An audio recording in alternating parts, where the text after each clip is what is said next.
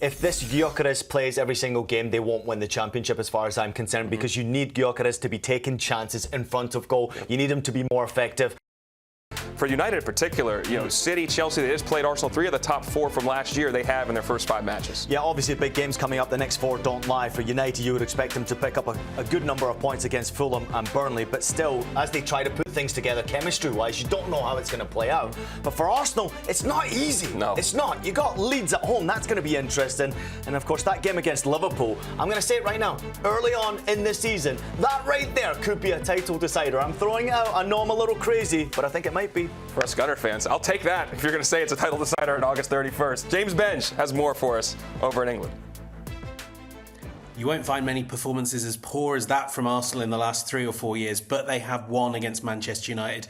A 1-0 win earned in true Arsenal fashion through a set-piece goal. That aside, I thought they were pretty ordinary indeed, giving up 22 shots. The only time since the start of the 2022-23 season that they've allowed more was that 2-2 draw with Man City when they played over half the game with 10 men. They look really rusty, really loose. Manchester United, for their part, I think it would be important not to get carried away. No points, but also a game where they slightly just lacked the pressure in the penalty area to make those 22 shots into a dozen really good efforts, a lot of efforts. David Raya was very good in goal, but he didn't have to be world-class. United maybe taking too many long shots, maybe not having enough players in the box often enough. Tough starts as well for Victor Gyökeres and Benjamin Sesko. You could see with Gyökeres that Arsenal are still learning how to exploit him, and I think one of the problems that the Gunners had at Old Trafford was too many passes and too many balls going long in an attempt to quickly release Gyökeres, and that just results in possession coming straight back to them. In the end, United weren't able to do much with that, even on a sloppy day for the likes of Saliba and Gabriel, at least at the start. Arsenal have their 3 points. My suspicion is you won't see many more performances like this from them, and maybe very early days, but it is usually said to be the sign of a champion that they win when they play poorly, and Arsenal were quite poor indeed. All right, Ian, let's just be honest. First time we're working together. Yes. You are a Red Devil. I'm a Gooner, so we're going to lay that out there right now. James Benge, though, was very objective in his assessment. Do you agree with how he broke down this match, that Arsenal was poor, but they walked away with all 3 points? Yeah, beautifully done from James. And I think it's also important to recognise the fact that Arsenal did go to Old Trafford and pick up 3 points in a massive game. And I mean, I know it's the beginning of the season, but early on, if you don't win those games, similar to what Arsenal did do last season, you find yourself chasing the rest of the pack. And for Arsenal to really put out that type of a performance, but yet still manage to get all 3 points and still manage to frustrate United without conceding a goal, that to me is quite incredible, and that is absolutely the sign of a champion. I mean, already early on in the season, Arteta said it post-game, if you can go to Old Trafford and you can see your players disappointed by winning by a goal to nil, then something's right in your camp. And it will take some time for Gyökeres to get involved in the game, especially the way Arsenal want to play. It's a different style from what he's used to, especially when he was playing at Sporting. But I think Arsenal defensively were pretty solid. Raya looked very good. He didn't have to be excellent on the day. Defensively, they were maybe a bit lucky, but United just didn't really have that true world-class quality in front of goal, and that's probably the reason why United didn't get something from this game, but a sign of a champion for sure, I think. All right, let's stay on Arsenal for a couple more minutes. You mentioned Gyökeres. His performance today, you mentioned the style of play is different, but is he the guy? Did he look like his performance turned in today is something that you feel like they can mold into being the number 9 that this team needs? It's a great point, and I think it's an important question that we have to talk about even early on. If this Gyökeres plays every single game, they won't win the championship as far as I'm concerned, because you need Gyökeres to be taking chances in front of goal. You need him to be more effective. The dude had 4 accurate passes in the game. That's nowhere near good enough for your striker who wants to link up with wingers and midfielders. Obviously, the new signings I thought were okay. Zubimendi impressed, obviously, with his pass completion in midfield. You would expect him to be impactful when the Gunners needed to keep possession of the ball. Madueke coming off the bench and almost got a goal in the closing stage of the game. Probably should have got a goal. Yeah, I thought he should have had the goal. But good bit of defending. Yeah. However, I think the big talking point will always be that striker, because this is the player that Arsenal have been waiting for, Arsenal fans have been waiting for, and Arteta's been waiting for. He'll come good. Okay, he didn't have the game he wanted to have. He was trying maybe sometimes too hard to be impactful in the game.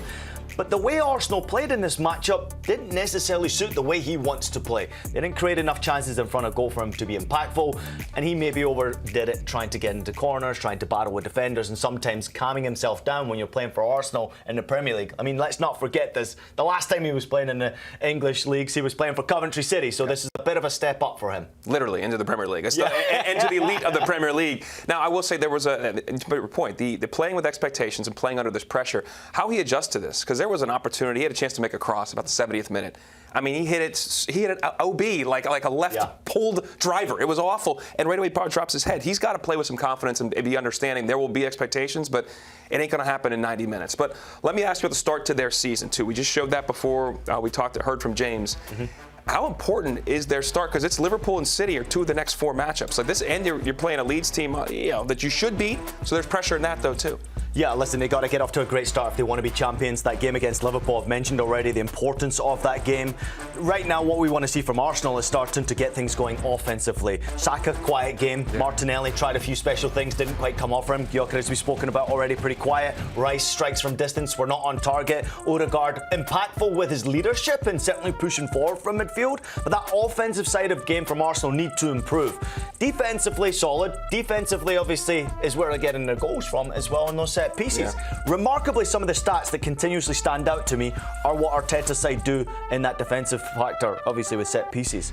31 goals from corner kicks since the start of 23-24 in the Premier League. That's 11 more than any other team. It's absolutely ridiculous. Yeah. So it's a weapon to have.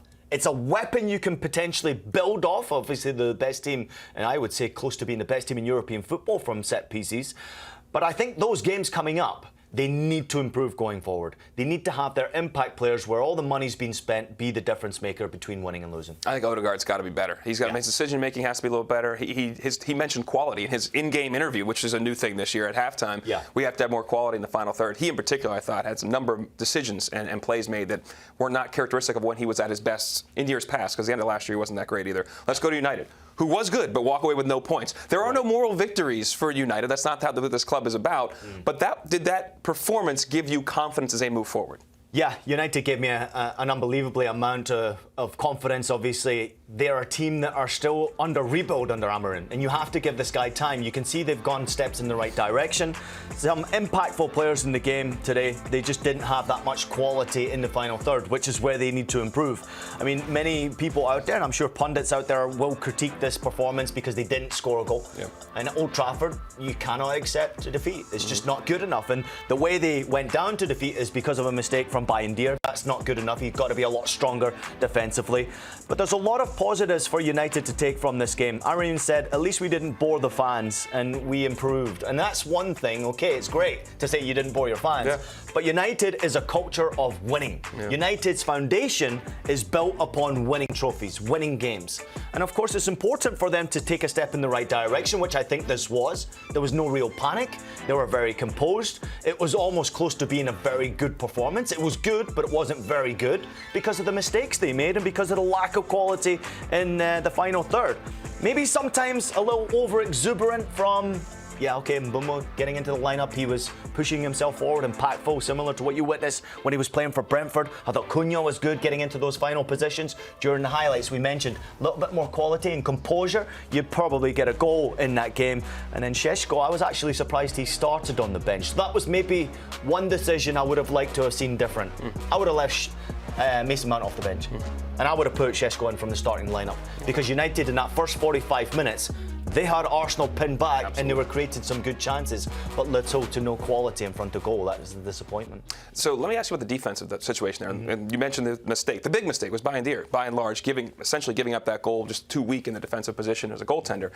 Now, Onana's got a little injury, but Amorim did say that this was a selection choice to have Benge in there. Are you worried about the goalie spot for the Red Devils? Yeah, it could come up to discussion. I think Binder's a good goalkeeper, but certainly when the way I watched him come out to claim that cross, and he was kind of bullied in that type of a position without being more aggressive, without being a presence, that's a concern for me. I mean, if you think of some of the goalkeepers they've had, most recently obviously De Gea and Onana, very big presences in that penalty area. They've made mistakes, absolutely, because of the pressure that United are under. But those types of mistakes on set pieces as a goalkeeper, you simply can't make. Yeah. And at Manchester United, that size of a football club, you've got to be a lot better. So I'm intrigued to see. But the better of the two goalkeepers was Raya today. I thought he was outstanding, and he needed to be very good, obviously, for them, without having to be world class because of that lack of quality that I saw from United. I think the battle of the two goalkeepers, today's performance, really Raya stood out more than anything.